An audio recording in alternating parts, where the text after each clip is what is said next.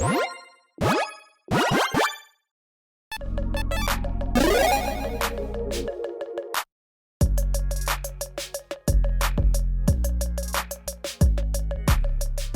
everyone, Mitch coming in from the Commander Score Studio. Welcome to the show. So a recent post on Reddit got me thinking, well, should this rule be changed? And yeah, I mean, I've thought about this in the past before, but now that's coming back up, and now that Wizards is taking control, it's definitely one that could change potentially. But will it and should it? Let's jump into it. And that rule is, of course, well, legendary creatures that are legendary, but also not actually a commander because of some reason or another. Mostly because they aren't the main side of the card or main orientation of the card as well. Let's jump into it. First up, Elbrus the Binding Blade. Let's just go through an example first, and then I'll give my reasoning for why I think they should or shouldn't be allowed as commanders. And then we'll go through the rest, and there's some really exciting ones. Let's go. So, Elbrus the Binding Blade, I've actually built an entire deck around this card. A 7-mana Ledger Artifact equipment. Equip creature gets +1/+0. Whenever the equipped creature deals combat damage to a player, unattach it, then transform it. Equip 1. So, basically, yeah, a giant equipment that costs so much mana to get out. And it literally just gives +1/+0. So, it's not giving that big of a pump or even evasion. What you want to do, though, obviously, is hit, because when you do, it flips over to Withengar Unbound, which is a legendary creature. But again, because this is on the back side of the card and not the main side of the card, it is not a legal commander. A 13/13 flying, intimidate, trampling demon that says whenever a player loses the game, put 13 counters on it. Also, this one has a obviously a black mana symbol next to the legendary creature, or color indicator, I should say. So this is a mono black commander. And yeah, I mean, if this were to be a commander, I should say. And yes, it is a very, very spicy card. And again, one that like really only works in, doesn't only work in multiplayer, but obviously like the main function of the card's like, oh, okay, when someone loses, I get a lot larger. And so being able to just become a one-shot KO in Commander would be quite spicy with this one. I mean, you just need, what, a double strike on this thing to make it a one-shot KO regardless. So yeah, Fire Trigger, cool. But yeah, if one player loses, this is just all of a sudden, oh yeah, swing through, hit anyone. And again, flying, first of all, decently difficult to block most of the time. Intimidate, very difficult to block most of the time. So between flying and intimidate, you're probably going to get through, and trample just in case. So yeah, this is very much a very spicy build around. Again, I did an entire deck around this one as like a secret commander in the deck. But again, if the rule were to be changed, it could actually just be your commander. And there is some precedence for this, and I'm going to kind of spoil things right now. Yeah, my opinion is, sure, change the rule. It's not a big deal at all, in my opinion, and it's not one that we haven't seen, like, already made as an exception in the past for certain things and other weird circumstances on cards, too. And then also with this one, too, it's like, you know what? None of these are breaking things. Nothing is over-the-top broken with these at all. You get some spicy plays like something like this, and again, we have had some, certain things set in the past that Wizards has made certain decisions on. Here's my argument for it, okay? First up, we've already done weird things like, Amunatu the Fate Shifter. This was a later one. The first ones were like Freyleys and those, essentially. But at the bottom of the card, can be your commander. Literally just text that's like, we know we're breaking the inherent rules of commander, but we already have the text of can be your commander. So you could just literally reprint those, or just Oracle text even onto the cards. Like on Scryfall, like, can be your commander. And then that just literally solves the issue. Put it on the front of the Binding Blade, right? You just on this card, just on the front side, put, yeah, cool, can be your commander. There you go. That solves it. Or you just have a list of like, yeah, these work, whatever, okay?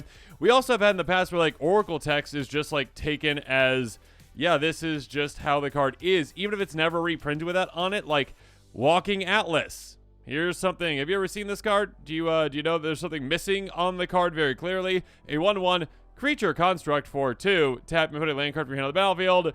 Well, there is something missing, but you might not know it because we don't have colorless creatures, obviously. But no, this is also an artifact. So, and everyone knows it's an artifact. We just take it as an artifact.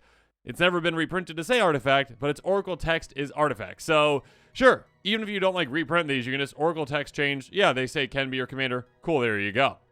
So, and we have seen in the past too, like, actual artifacts being commanders that are not creatures. Shorikai Genesis Engine is not a creature inherently. It is a vehicle, which is not a creature to start off as. It is not at all. 4 mana in Azorius. It's an 8/8 that's got crew 8. It also can draw you a bunch of cards and make pilots. Cool. But yeah, basically, again, this one says can be your commander. So we have seen in the past, obviously, Planeswalkers, and we also have seen an artifact itself that can be your commander. So why can't an equipment that can flip into a commander be a commander, okay? And we have other kinds of cards, too, that I'm going to be talking about as well, that, again, do have a legendary side to them. It's not the main side of it or the main, like, orientation of the card. That being said, it's pretty simple, pretty easy to say, yeah, it's not a big deal to make these into commanders. Why not? Let the players play, right? Okay. Throne of the Grim Captain. There's actually, I believe, 23 of these cards that would be in consideration. I believe, let me know in the comments below if I'm wrong on that, but 23 cards that technically are not commanders, but technically have a legendary side to them.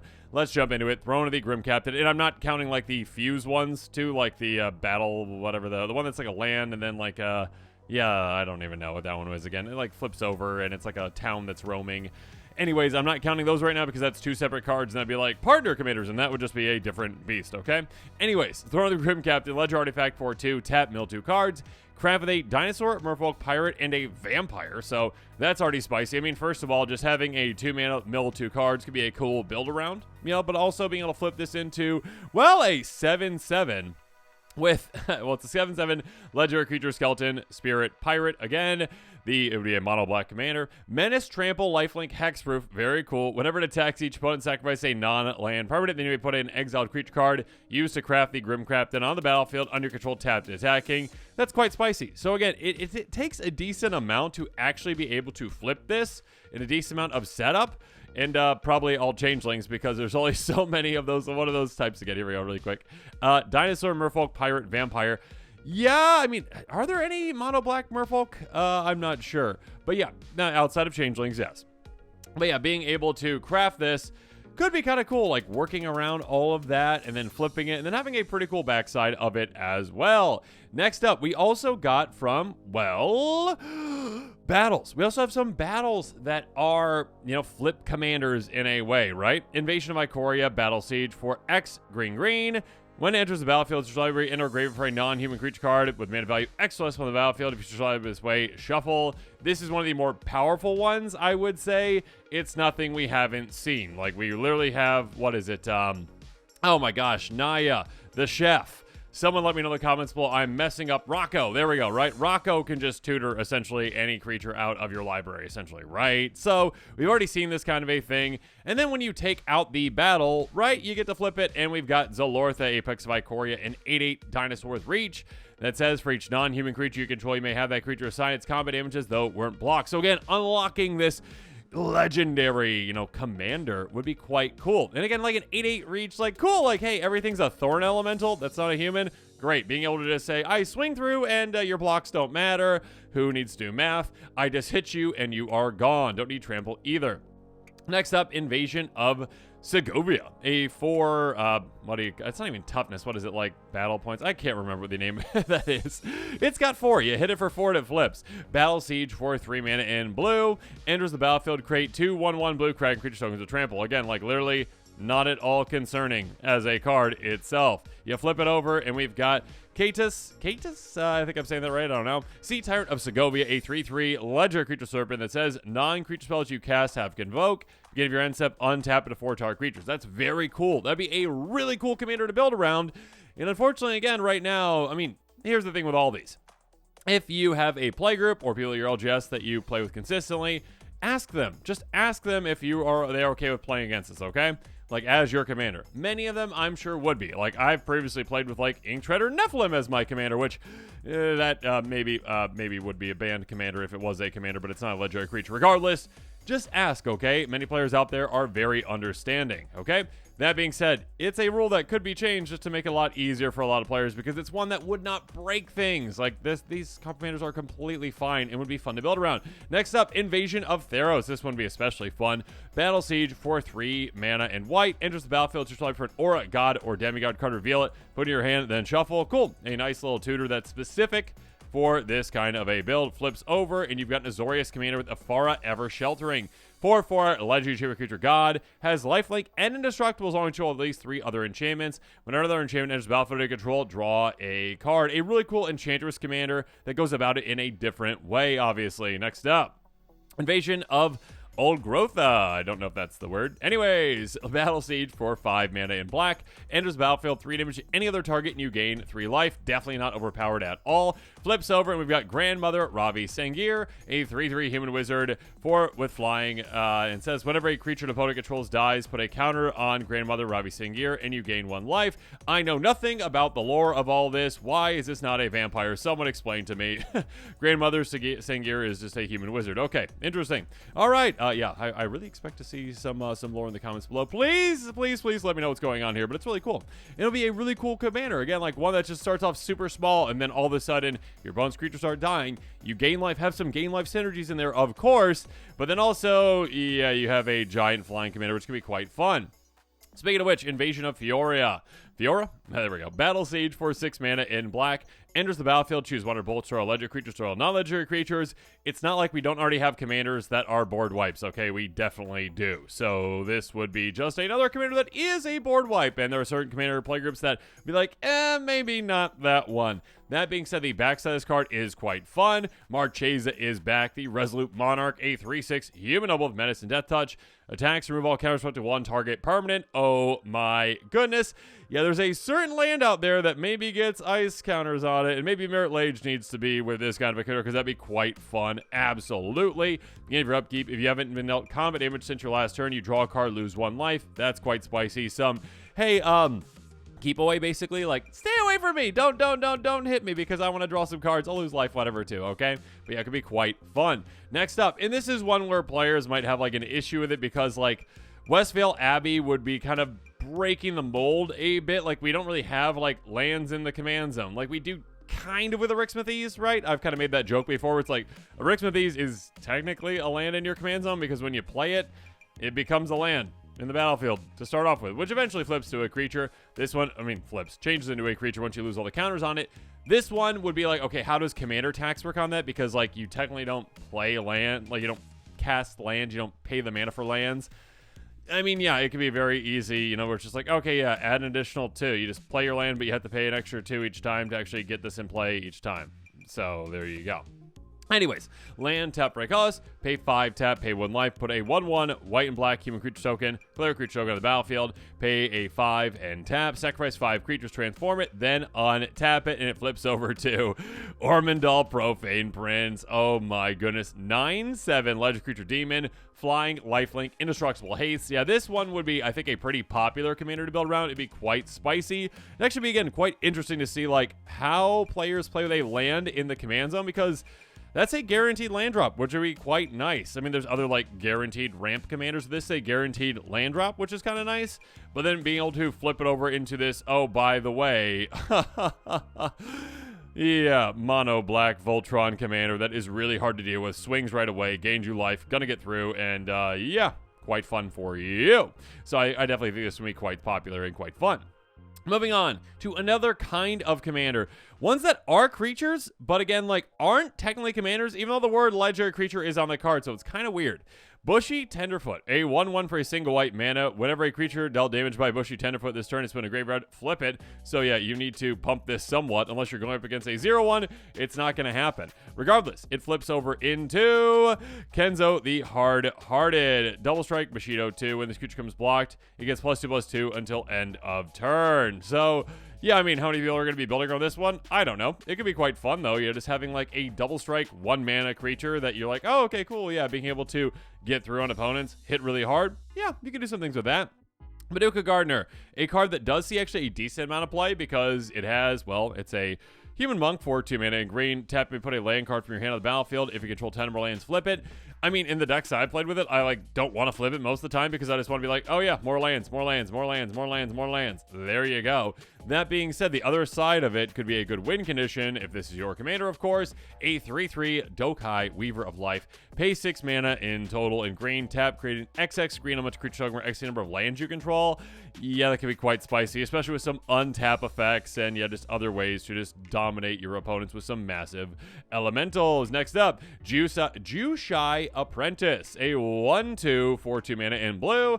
Pay 3 essentially and tap, draw a card. If you can have 9 or more cards in your hand, flip it. It's obviously not that hard to get to that. You're in blue. You got plenty of ways to draw. You basically just need to like have 7 at the beginning of your turn and then all of a sudden, or even just like draw on your 8th and then activate this. But yeah, have 7 and then cantrip and then activate this. And you can flip it quite easily. Flips into something, oops, if I don't bump that, here we go. Flips into something quite cool.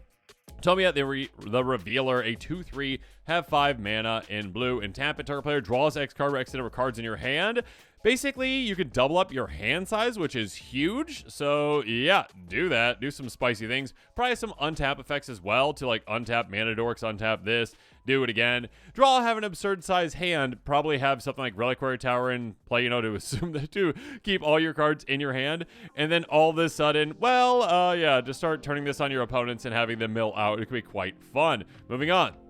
Nezumi Grave Robber, 2/1 Rat Rogue for 1 in a black.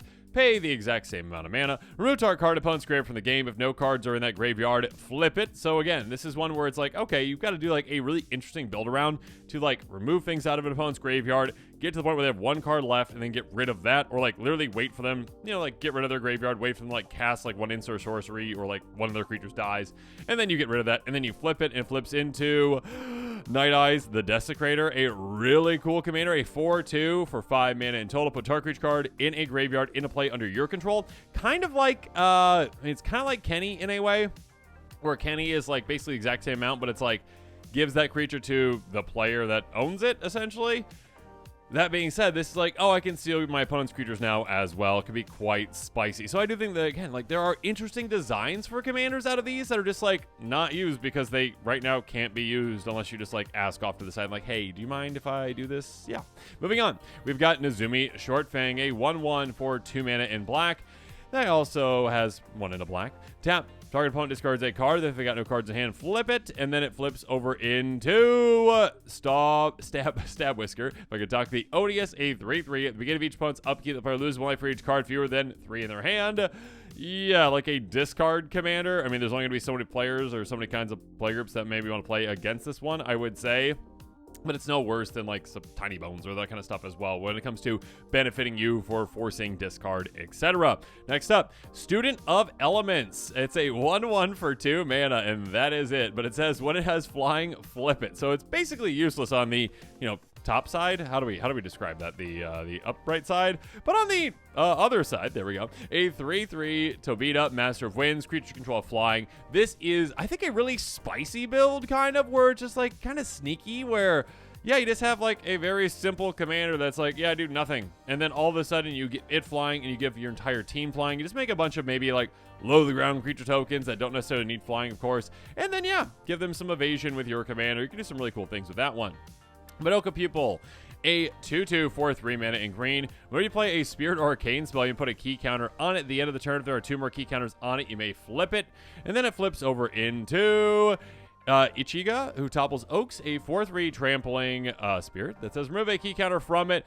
Target creature gets +2/+2 until end of turn. Like, is this the most exciting one? Maybe not. But that being said, like, yeah, I mean, you've got a couple of, you know, Spirit and Arcane spells you can play around and maybe, you know, tutor for, essentially. You've got like creature tutors, essentially. So go do that, get 1 on it, and then probably proliferate quite a bit to ensure that you're utilizing this properly. Could be quite spicy. Moving on. Kalo Jushi, a 2/2 for 3 mana human wizard in blue. Whenever you play a Spirit Arcane spell, put a key counter on it, and if turn there are 2 more, and flip it. There's a couple of these like this, essentially. Flips over into Jiraku, the Interloper, a 3/4 spirit. Remove a key counter from it. Counter target spells controller pays 2. This one could be pretty annoying to play against, but again, it does take a good amount of setup to actually get going. Yeah, you'd probably want to proliferate that quite a bit. Moving on, Cunning Bandit, a 2/2 for 3 mana in red. Again, exact same thing, flipping those key counters on it with those Spirit and Arcane spells. Flips over into Azamuki Treachery Incarnate, a 5/2, remove a key counter from it. Gain control target creature till end of turn. Again, yeah, proliferating as much as you can. Yeah, there's more proliferation in blue and yes, green as well. But still, doing that and then gaining control of things that can be quite fun. Faithful Squire is next, a 2/2 for 3 mana in white. Again, the Spirit Arcane thing, there you go. Flip with the 2 key counters on it. Flips over into a 3/4 Spirit Kaiso, Memory of Loyalty. Flying, remove a key counter from it. Prevent all damage to be dealt to a creature this turn. This one would probably see the least amount of play out of every single one that I've mentioned so far. But you never know. There could be a player that's like, this is super cool. And it could be. And actually, there are certain creatures now I'm thinking about too that where you have like the pariah type cards where it's like, okay, yeah, all the damage that would be dealt to me is dealt to this creature instead. There's that one like Colossus thing as well that does it too, where basically then you could just like keep saving that creature. It takes a lot of build around to do that, but go for it. Fun. All right, Hired Muscle, a 2/2, again for 3 mana, Human Warrior, the exact same thing, flipping with the key counters on it. Flips over into Scarmaker, that's quite the name. 4/4, move a key counter from it. Target creature gains fear until end of turn. Yeah, probably wouldn't see all that much play either, but again, you could build a deck around it where it's like, yeah, all right, kind of unblockability in a way. Next up, a 1/1 Orochi Egg Watcher Snake Shaman for 3 mana in green. Pay the same amount of mana. Tap, put a 1/1 green snake creature token into play. If you control 10 or more creatures, flip it. That's quite easy to get to, of course. Just building a bunch of tokens into the deck. A lot of low-to-the-ground creatures going really wide, really quickly, activating this once. And then we've got, Shidaku, the Brood Mistress, a 3/3, pay a single green mana, sacrifice creature gets +3/+3 until turn. Could be quite spicy, kind of doing like, giant growth type effects kind of by sacrificing creatures, like a little aristocrat style in there too. Could be quite fun. Then we've got Aki Lava Runner, a 1/1 with haste that costs 4 mana in red. Deals combination to opponent, flip it. So yeah, get it out hopefully quickly, and maybe opponents have blockers, or yeah, find a way to give it evasion of some sort to get it through if I don't bump that. And then we're going to flip it over into Tok Volcanoborn, a 2/2 that has protection from red, Goblin Shaman. If a red source deal damage to a player, deals that much damage +1 instead. That's quite spicy. And again, keep in mind, this is like, unlike some of the other ones where this counts all red sources, not just your own. So quite nice, but yeah, I could definitely see like a group slug type strategy with this one. Next up, Initiate of Blood, a 2/2 Ogre Shaman for 4 mana. Tap 1 damage to our creature was dealt damage this turn. When it's been the grave of this turn, you flip it, and then it flips over into Goka the Unjust. Tap 4 damage to our creature was dealt damage this turn. I mean, this is probably, again, one of the lesser kind of commanders out of all these that really wouldn't see all that much play, but you never know. Be like, yeah, okay, yeah, some pinging effects, and this just kind of goes over the top of the pinging effects too. Next up, and finally, I guess with this one, Kitsune Mystic. This one is a 2/3 Fox Wizard for 4 mana in white. At the end of the turn, if it's enchanted by 2 or more enchantments, flip it. It flips over into Autumn Tail Kitsune Sage, a 4/5 that has pay 1, move target enchantment, enchanting a creature to another creature. This is quite spicy, actually. You can do some really cool things with this one. Again, like just like in combat, your one creature's getting blocked. You move over, some big auras from it onto another one. If a creature's going to die, you move that. Also, keep in mind, like, your opponent's things as well. Like, you get some, like, pacifism effects down on your opponent's creatures, and then, like, you're moving to another creature about to attack you, and you're like, nah, no, we're going to pacify that creature instead. Or, like, prevent damage effects on creatures, too. That could be quite spicy, just moving those around when you need to. Or, keep in mind, like, if you're playing against another opponent that has some auras as well, you're like, oh, I'm stealing those. Quite fun. So, yeah, you can do some really cool things with this one as well. I think overall, again, like, the benefits outweigh the negatives. There's like not really very many negatives at all with this. Like I can't really see too many. I mean, maybe again, like I'm just kind of rose-colored glasses with this because like I think like these are just fun like for players to play around. Again, like I this is probably the one that I think players like really mention the most. Like this one would be really spicy to build around Elvis the Binding Blade, just because like the backside is very much a commander thing where it's like, yeah, giant 13/13 players get taken out, and also this becomes massive. Or like again, like Ormondal Profane Prince, Frontside Westfall Abbey. That's one where probably players would be like, well, we can't have that because you can't have land in the command zone kind of thing. And then how does commander tax work that? Yeah, okay. I mean, maybe then you make all the other ones, you put the text on it, not this one. But I still think you could just like, okay, yeah, commander tax applies. It's like not all that complicated to be like, yeah, you just got to pay 2 extra to get this land into play each time, okay? Like that's not all that difficult. I do think, again, like here's the thing with these. You literally could just, if you said like, hey, I want to play like this is my commander. I mean, the front side obviously first. If you just go ask your play group, or, those are your LGS, many players out there be very, very accepting of that. I would ask first, don't just go build a deck around it and assume players are going to allow it. But here's the thing, again, Wizards definitely could very easily change this rule. Again, they already kind of have. They already started doing that with Planeswalkers a while back where they're like, yeah, we disagree with the rules committee, whether, you disagree with that or not. And they already kind of, went around the rules committee's rule of like no Planeswalkers as commanders because that's how they got around the rule. They just put can be your commander. They don't have to do that anymore because, like, they control the rules now, you know, good or bad, obviously, and you know where I kind of stand on that most of the time. But yes, when it comes to this ruling, like, you could just, again, errata the cards, kind of like Walking Atlas, where, like, it's an artifact creature. It's never been reprinted with that on it, but it is an artifact creature. There you go. Speaking of artifacts, Shorekai Genesis Engine. We've already seen an artifact be a commander. This is an artifact. It is not a creature. It is your commander. It has to have that text, can be your commander, because it is not just a legendary artifact that, you know, could be your commander. There you go. So it is already the same kind of thing to me as Elbrus the Blinding Blade. Yeah, again, another thing that is not inherently a creature that flips over into a legendary creature. So why not? You know, again, like, basically my entire thing with this is, like, it's an interesting discussion. It's something that could definitely happen. I think it should happen because, again, why not? It's just bringing more fun into the game, more interesting decks, okay? Like, really interesting decks. Again, you got to work to actually, all right, again, like, okay, I got to get this out, and then I've got to find a way to flip it. I got to get ways to flip it first, and then I've got ways that actually interact with and work well with the backside of the card, too. And that's how many of these commanders are. It has a lot of interesting moves, interesting decisions for them.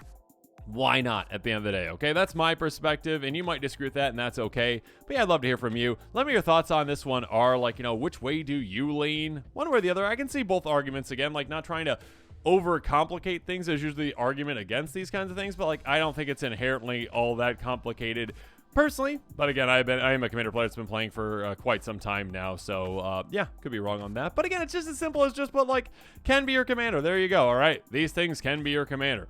All right. Why not? And with that, this episode is coming to a close. Make sure you comment below with your thoughts on this one. And of course, as always, thanks again and have a good one.